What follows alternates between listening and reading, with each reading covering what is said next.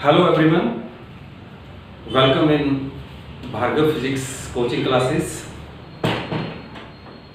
Today in this video lecture, my dear students, I am going to discuss with you a very interesting and basic topic, and the topic is dimensional formula. My dear students, actually होता क्या है कि physics में 1000 से भी ज़्यादा physical qualities जो है वो होती हैं.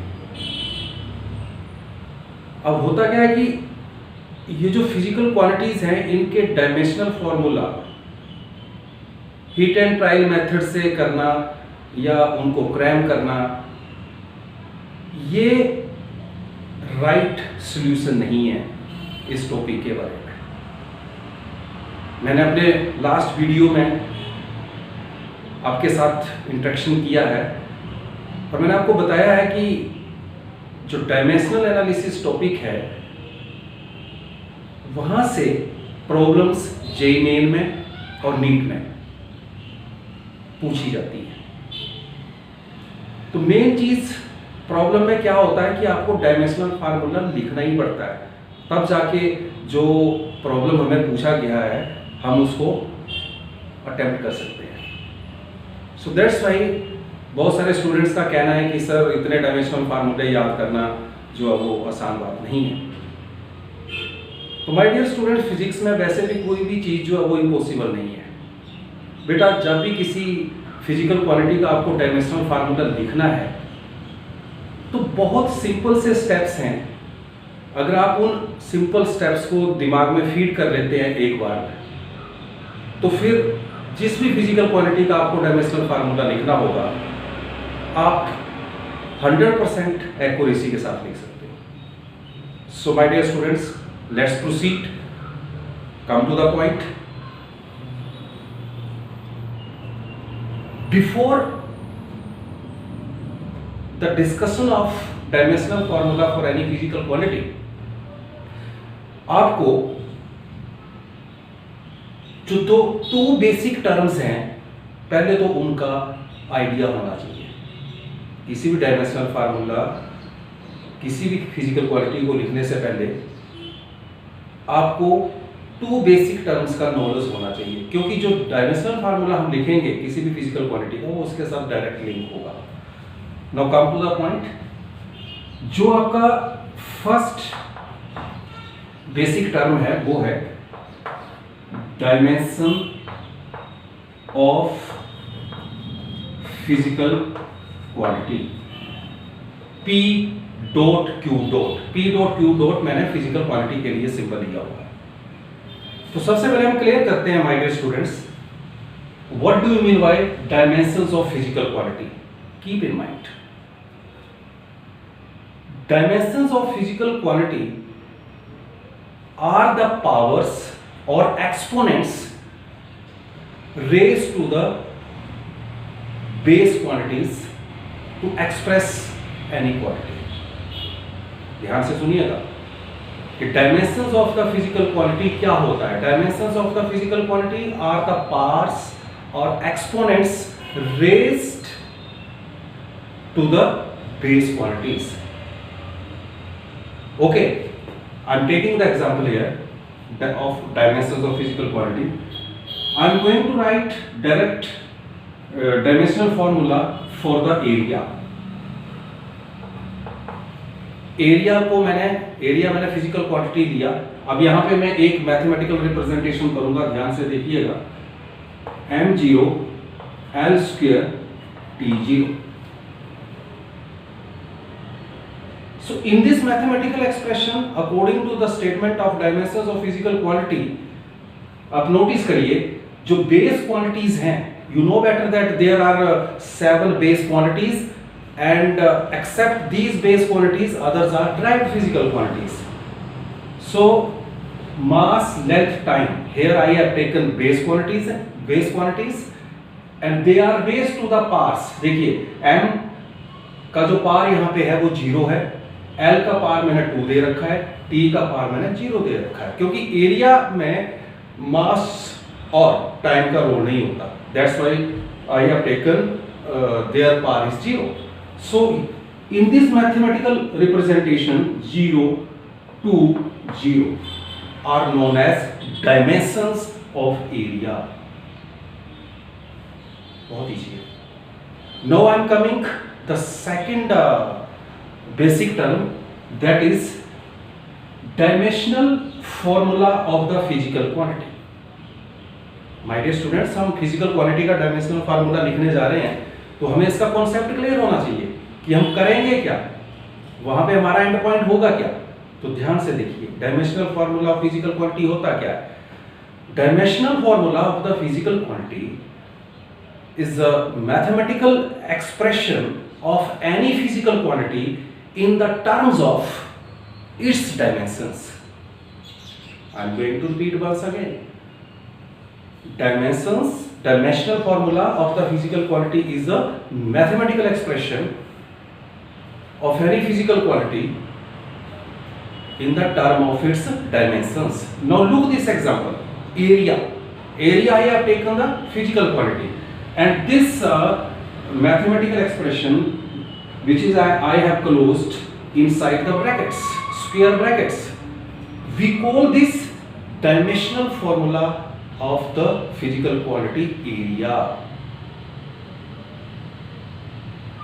So if you will pay the attention towards the statement of dimensional formula of the physical quantity, तो उसमें मैंने यही बताया कि ये एक मैथमेटिकल एक्सप्रेशन होता है किसी भी फिजिकल क्वांटिटी का इन the term of its dimensions. तो देखिए, इस मैथमेटिकल रिप्रेजेंटेशंस में मैंने बेस क्वांटिटीज को किसके साथ दिया हुआ है, पार्स के साथ। तो ये जो पार्स हैं इनको हम क्या बोलते हैं, डायमेंशंस।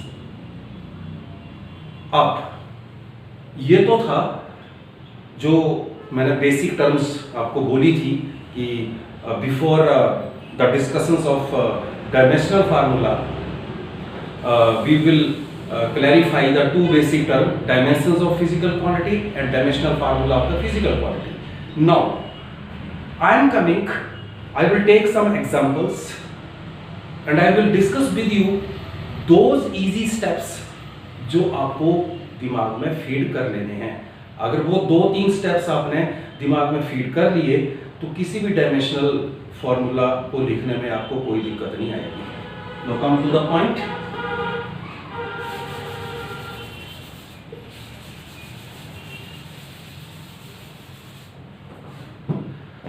देखो, सबसे पहले मैं क्या करता हूं, यहां पे एक फिजिकल क्वांटिटी लेता हूं, मैकेनिकल फिजिकल क्वांटिटी मैं ले रहा हूं। मैकेनिक्स में जो फिजिकल क्वांटिटीज इन्वॉल्व होती हैं उनको मैकेनिकल फिजिकल क्वांटिटीज बोलते हैं। तो देखिए, मैंने यहां पे क्या लिया, फोर्स। सपोज करिए मुझे फोर्स का डायमेंशनल फार्मूला लिखना है, रटना नहीं है, क्रैम नहीं करना है, आपको वो ड्राइव करना है। तो माय डियर स्टूडेंट्स, पहला स्टेप जो है, फर्स्ट स्टेप जो है, डायमेंशनल फार्मूला किसी भी फिजिकल क्वांटिटी का लिखती बार आपको उसका फिजिकल फार्मूला पता होना चाहिए। और फिजिकल फार्मूले ऐसे याद नहीं होते हैं बच्चे, आपको उसमें क्या करना होता है, एक अटेंशन पे करनी होती है थोड़े टाइम के लिए। तो देखिए, जो फर्स्ट स्टेप है वो है फिजिकल फार्मूला लिखिए, जिस भी फिजिकल क्वांटिटी का आपको डायमेंशनल फार्मूला लिखना है। तो फोर्स का जो फिजिकल फार्मूला है वो क्या होता है, mass into acceleration. Now the second step, आपने फिजिकल फार्मूला लिख लिया, उसके बाद आपने उस फॉर्मूला में आइडेंटिफाई करना है कि कौन सी फिजिकल टर्म जो है वो बेस क्वांटिटीज की कैटेगरी में आ रही है और कौन सी जो फिजिकल क्वांटिटी है वो ड्राइव्ड फिजिकल क्वांटिटी के केस में आ रही है। नाउ पे योर अटेंशन, यहां पे जो मास है वो आपका बेस क्वांटिटीज है, और आपने डायमेंशनल फार्मूले में नोटिस किया होगा कि मैंने वहां पे जो मैथमेटिकल एक्सप्रेशन में बेस क्वांटिटीज लिखी थी उनके सिंबल यूज किए थे। डायमेंशनल फार्मूला जो भी मैंने ड्राइव किया था, लास्ट जो मैंने बेसिक टर्म्स क्लियर करी, तो अब आप क्या करोगे, जब आप आइडेंटिफाई कर लोगे कि इस फिजिकल फॉर्मूले में मास जो है वो आपका बेस क्वांटिटी में आ रहा है, तो इसका सिंबल आपको पता है वो क्या होता है, m1। m1 अंडरस्टूड है यहाँ पे कि पार जो m के ऊपर वो 1 है। जब कोई पार आपको नहीं दिख रहा है किसी बेस क्वांटिटीज के ऊपर मैथमेटिकल एक्सप्रेशन में, तो वो अंडरस्टूड होता है 1। Now multiply acceleration. अब यहाँ पे जो एक्सेलरेशन है माय डियर, वो आपका ड्राइव्ड फिजिकल क्वांटिटी में आता है। तो ड्राइव्ड फिजिकल क्वांटिटी क्या होती हैं? Those physical quantities which are derived from the base quantities by multiplying और डिवाइडिंग मेथड्स। तो ध्यान से देखिएगा, एक्सेलरेशन जो है एक्सेलरेशन का जो फिजिकल फार्मूला है वो क्या होता है, rate of change of velocity, rate of change of velocity, velocity upon time. Okay, अब जो एक्सेलरेशन का फिजिकल फार्मूला है उसमें भी आप नोटिस कर रहे होंगे कि इसमें वेलोसिटी जो है वो आपका अगेन ड्राइव्ड फिजिकल क्वांटिटी में आ रहा है, और टाइम जो है आपका वो आपका बेस क्वांटिटीज है। तो सबसे पहले यहां पे हमें वेलोसिटी को आगे एक्सपेंड करना पड़ेगा।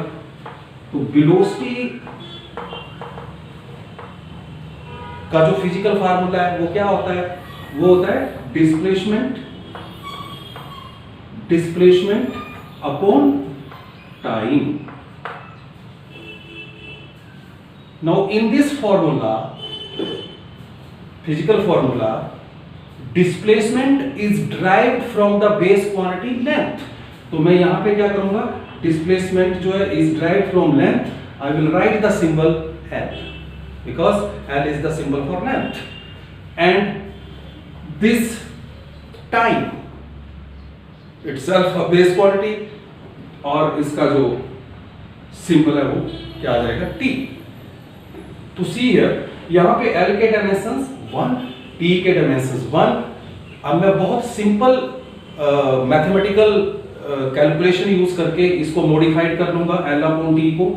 तो this can be written as L1 T minus 1। What I have done, मैंने T को L के साथ मल्टीप्लाई करके लिखा, तो इसका जो पार्ट +1 था T का, वो जब L के साथ ऊपर गया तो वो -1 का हो गया। ये सिंपल मैथमेटिक्स रूल है। तो L1 T minus 1 is the dimensional formula for the velocity। Okay, now see in the first equation I have written the physical formula for acceleration, velocity upon time। So I have derived the dimensional formula for velocity। Now divided by time, time का जो dimensional formula है वो T1 होता है। Okay, so what I will do now, I will take this T1 with this term, then how I can write L1 T minus 1 into T minus 1। Very simple mathematical steps। Now see here, L1 as it is in this mathematical representation, L1 as it is and T minus 1 into T minus 1। यहां पे simple exponent rules लगेगा। कौन सा? Base एक जैसे हैं, बीच में multiply का साइंस है, तो होता क्या है, पावर्स ऐड हो जाती हैं। तो ये हो गया T minus 2। So my dear students, the dimensional formula of the acceleration I have derived L1 T minus 2। Now you can write the dimensional formula of the force is equal to, see here, M into L1 T minus 2। This can further modified like this, M1 L1 T minus 2। So this is the dimensional formula of the physical quantity force। बहुत easiest steps है। मैंने कौन से step यहाँ पे, I am going to once again repeat कि जब मैं फोर्स के डायमेंशनल फार्मूले लिख रहा था तो मैंने पहला स्टेप में क्या किया था, उसका फिजिकल फार्मूला लिखा। आफ्टर दैट मैंने क्या किया, उस फिजिकल फार्मूले में जो ड्राइव्ड फिजिकल क्वांटिटीज है वो सेपरेट कर ली और बेस क्वांटिटीज को सेपरेट कर लिया। ओके, आफ्टर देन मेरे पास यहाँ पे एक्सेलरेशन जो था वो क्या था, derived physical quantity, it is derived from velocity upon time. Okay, velocity again derived from displacement upon time. So displacement is derived from length, so I have given the dimensions of displacement L1, and for the time the dimensions are T1. I have modified this step and I can write this step L1 T minus 1. So I have written the dimensional formula for velocity, then I have to write the dimensional formula for the time, and it's again T1. So I modified this step and I have written the dimensional formula now for the acceleration L1 T minus 2. So I have substitute the dimensional formula of the acceleration in the given physical formula, and here I have a mathematical expression which indicates the dimensional formula for the force. Now for your convenience I am taking another physical quantity. How I am going to write the dimensional formula for this physical quantity, and this physical quantity I am going to take from the thermodynamics, because physical quantities may be non-mechanical physical quantities. So here I am taking non-physical quantity, that is latent heat. Now I am going to write the dimensional formula for the latent heat. It is a non-mechanical physical quantity. I have taken this physical quantity from the thermodynamics. Latent heat. So very simple my dear. Latent heat का symbol जो है वो होता है M. Keep in mind. अब मैं इसका physical formula लिखूंगा, तो फिजिकल फार्मूला क्या होता है, एनर्जी पर यूनिट मास। आपको फिजिकल फार्मूला तो टिप्स पे चाहिए, तो यहाँ पे मैंने क्या किया, इसका फिजिकल फार्मूला लिख लिया Q. Q is the symbol for energy and M for the mass. Now my dear students, energy is the derived physical quantity, and this quantity is derived from the work. You know, the capacity to do the work is known as energy. तो यहाँ पे जो work का dimensional formula जो होगा, जो work का dimensional formula होगा, वही आपका एनर्जी का डायमेंशनल फार्मूला होगा। तो यू नो बेटर, जिस तरह मैंने स्टेप्स फोर्स के केस में यूज किए थे, आपको सेम स्टेप्स जो है वो क्या करना पड़ेगा, वर्क के लिए करना पड़ेगा, क्योंकि एनर्जी वर्क से आपका ड्राइव हुआ है। तो यहाँ पे ध्यान से देखिएगा, जो वर्क का डायमेंशनल फार्मूला होता है वो मैं डायरेक्ट लिख रहा हूँ, that is m1 l square t minus 2। आप भी जब प्रैक्टिस करोगे तो आपको भी टिप्स के डायमेंशनल फार्मूले हो जाएंगे फिजिकल क्वांटिटीज के दिमाग में। तो आपको you know better that work is derived from force into distance. You know ना what is work, force into distance. तो पिछले एग्जांपल में मैंने आपको पूरा जो है वो फ्लो चार्ट तैयार किया था, उसमें मैंने आपको बता दिया था कि फोर्स के डायमेंशनल फार्मूला कैसे ड्राइव करते हैं, into distance that is L, okay, and force into length क्या हो जाएगा, M L square T minus 2, okay, and dimensional formula for the mass is again m1। जब भी हम किसी फिजिकल क्वांटिटी का डायमेंशनल फार्मूला लिखते हैं बेटा, वो in the term of base quantities लिखते हैं, और वहां पे जो मैथमेटिकल रिप्रेजेंटेशन होती है उसमें हम सिंबल यूज कर रहे होते हैं। तो I have used the symbol for the base quantities. My dear students, very simple. अब मैं इस स्टेप को कैसे लिखूंगा, m1 l square t minus 2 as it is. Now this m when come with above term, sign of multiply, and it can be written as m minus 1. Simple mathematical rules. Now here m plus 1, m minus 1, sign of multiplication in between them. तो powers add होंगी तो यहाँ पे क्या हो जाएगा m0. Now L2 t minus 2. Now this mathematical expression is the dimensional formula for the latent heat. बहुत simple है बेटा, जस्ट यू नीड टू पे द अटेंशन. मेन बात फिजिक्स में यही होती है कि हम कितना अटेंशन पे कर रहे हैं किसी भी टॉपिक के कॉन्सेप्ट को क्लैरिफाई करने में. तो माय डियर स्टूडेंट्स, मैं आपको सजेस्ट करूंगा कि आपको जो स्टेप्स मैंने बताए किसी भी डायमेंशनल फॉर्मूला को लिखने के लिए वो आप अपने दिमाग में फीड कर लीजिएगा. 3 स्टेप्स हैं. एक तो आपको फिजिकल क्वालिटी का डायमेंशनल फार्मूला दिमाग में होना चाहिए. जिस भी फिजिकल क्वालिटी का आप डायमेंशनल फार्मूला लिख रहे हो उसका फिजिकल फार्मूला दिमाग में फीड होना चाहिए. दूसरा, उसमें आपको आइडेंटिफाई करना है कौन सी ड्राइव्ड फिजिकल क्वांटिटी है, कौन सी बेस क्वांटिटीज है. आफ्टर देन आपको उनके लिए सिंबल्स यूज करने हैं, जो स्पेसिफिक सिंबल हैं उन बेस क्वांटिटीज के लिए. आफ्टर देन सिंपल सा मैथ लगाना है और आपके पास लास्ट में डायमेंशनल फार्मूला फिजिकल क्वांटिटी के लिए आ जाएगा. So that's it about this topic. And आप इस वीडियो को, मेरे जो भी वीडियो अपलोड हो रहे हैं यूट्यूब चैनल में माय डियर स्टूडेंट्स, उनको आप सब्सक्राइब करना, लाइक करना नहीं भूलिएगा. जो भी आपके कमेंट्स हैं आप उनको कमेंट बॉक्स में डालते रहिए. Till then have a nice day. Thank you.